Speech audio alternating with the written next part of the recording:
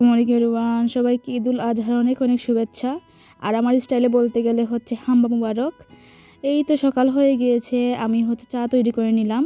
আমার জন্য চা তৈরি করেছি একা, সবাই খেয়ে ফেলছে আমাকে রেখেই, এই জন্য আমি একা একা চা তৈরি করেছি। তারপর হচ্ছে আমার মামি সিঙ্গারা তৈরি করেছিলেন, সেইগুলো হচ্ছে ভেজে রাখা হয়েছিল, সেখান থেকে হচ্ছে আমার বাট নিয়ে নিয়েছি।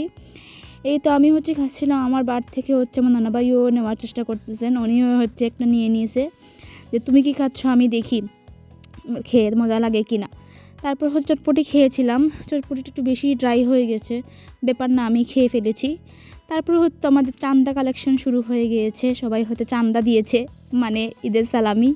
সো ঈদের সালামি হচ্ছে নিয়ে নিয়েছি, বিকজ আমি বড়, তার জন্য হচ্ছে আমার বাড়তে বাড়তেই সব চান্দা শেষ হয়ে গেছে, আমার অনেক কম টাকা রয়েছে। এই তো কুরবানির গরু নিয়ে চলে আসা হয়েছে কুরবানি দেওয়ার জন্য। একটা গরু এত দুষ্টু ছিল, এই গরুকে হচ্ছে বারবার ওরা শোয়ানোর চেষ্টা করতেছে, বারবার ও উঠতেছে।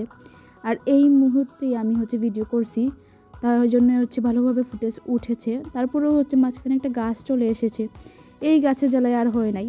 তারপরে তো যে বাসার বাটা হয়, তারপর হচ্ছে পোষণ দেওয়া হয় ঘরে, সেই পোষণগুলো হচ্ছে আমরা কেটে নিতেছিলাম।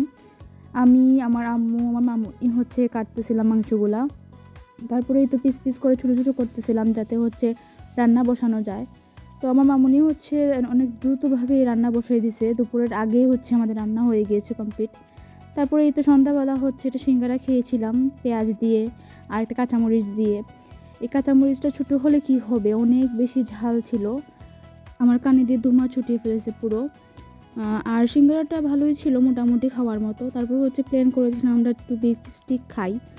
মাংস কাটার সময় হচ্ছে বড় বড় পিসগুলো আমি হচ্ছে সরিয়ে রেখেছিলাম, সেই পিস দিয়ে হচ্ছে বিফ স্টিক তৈরি করব।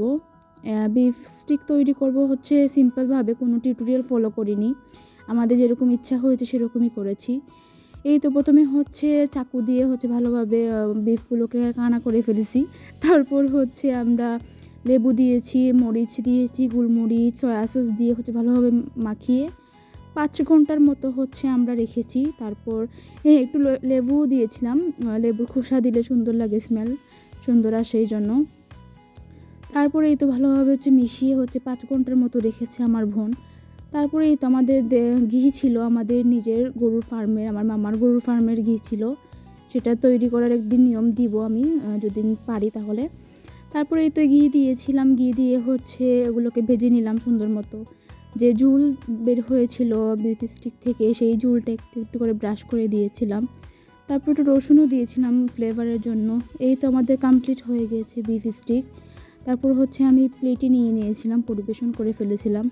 তারপর আমি বলতেছিলাম যেটা সস বানাও, সস না হলে মজা লাগবে না, সেই সসটা তৈরি করেছি, যেমন টমেটো সস দিয়েছি, তারপর হচ্ছে সয়া সস, চিলি ফ্লেক্স দিয়ে তৈরি করেছি। তারপর একটা আইসক্রিম খেয়েছিলাম, অনেক মজা হয়েছে। আজকের দিনটা এরকমই কেটেছে আমাদের। আমার ভিডিও দেখার জন্য আপনাদের সবাইকে অনেক অনেক ধন্যবাদ।